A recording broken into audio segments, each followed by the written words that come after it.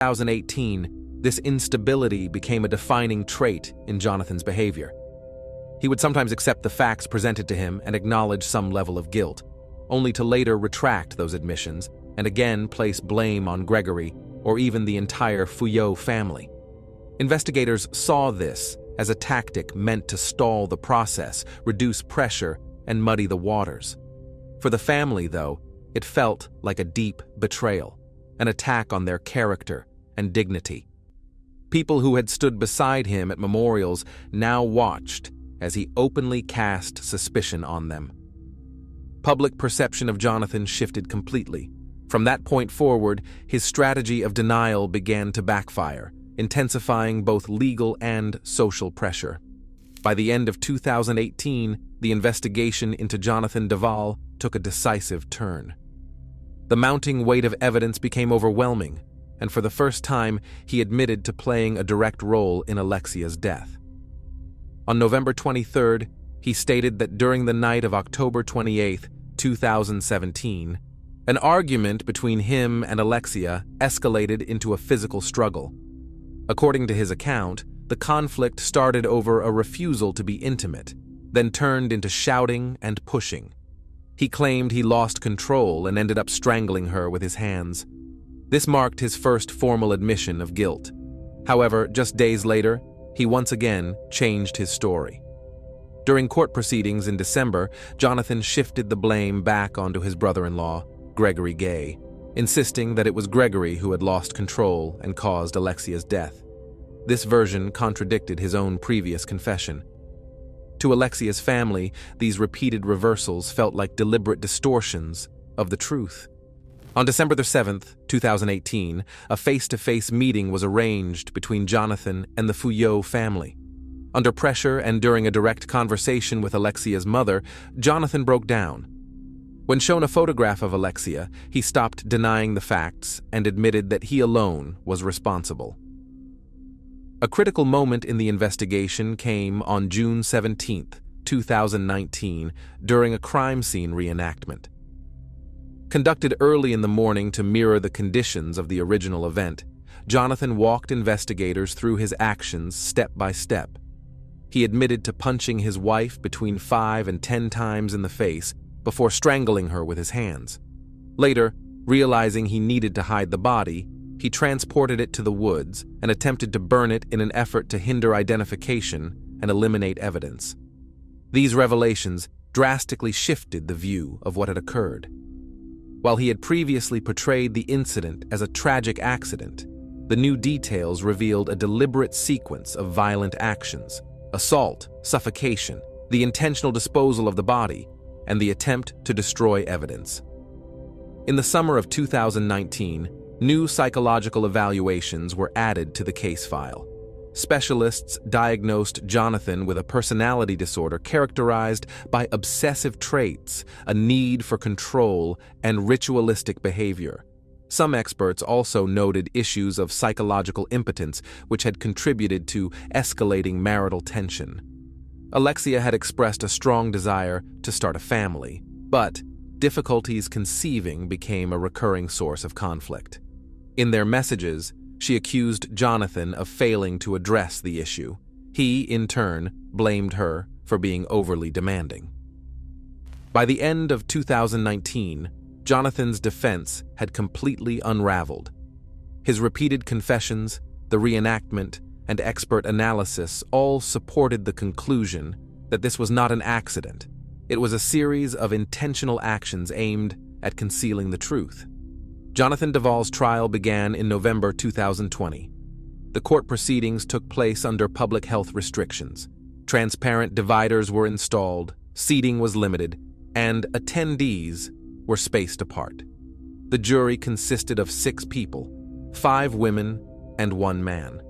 The trial was fast-paced, with consecutive days filled with witness testimony and expert analysis. On the first day of the trial, the court laid out the full scope of the charges, the intentional taking of a spouse's life. The presiding judge read through the key findings of the investigation and listed the various versions Jonathan Duval had given over time, from outright denials to eventual confessions. The defendant acknowledged responsibility for Alexia's death, but continued to describe the incident as a fight that got out of control. Next, expert testimony was presented. The forensic pathologist detailed the nature of Alexia's injuries and confirmed that there were no signs of sexual aggression after her passing. Psychiatrists concluded that while Jonathan did not suffer from any condition that would make him legally unfit, his personality traits and built-up emotional strain posed a clear criminological risk. On the second day, Alexia's parents took the stand. They demanded full clarity about the motives and sequence of events leading to their daughter's death. At the following hearing, Jonathan testified. He became physically unwell at the beginning of questioning, but continued after a brief pause. He admitted that he understood the deadly consequences of his actions when he tightened his hands around her neck. The defense argued that it was an outburst during a moment of marital conflict, without premeditation. Witnesses, including friends and colleagues, spoke about the contrasting personalities in the marriage. Alexia, energetic and assertive, and Jonathan, withdrawn and reluctant to engage in difficult conversations. The ongoing stress around their attempts to conceive a child also came up. These dynamics helped paint a picture of their home life, but the court repeatedly emphasized that none of it excused the severity of what had been done, or the attempt to hide it afterward. By the end of the trial, emotions inside the courtroom were at a breaking point. During the final hearing, Alexia's mother, Isabelle Fouillot, once again asked Jonathan to recount everything in clear, specific detail, step by step. At that moment, Jonathan dropped to his knees and asked for forgiveness, though he offered no new information. The prosecution called for a harsh sentence, citing the totality of evidence pointing to intent. The Fouillot family did not demand the maximum penalty. They asked, instead, for a full and unambiguous admission of guilt. On November 21, 2020, the verdict was delivered. The jury found Jonathan Duval guilty of the intentional killing of his wife.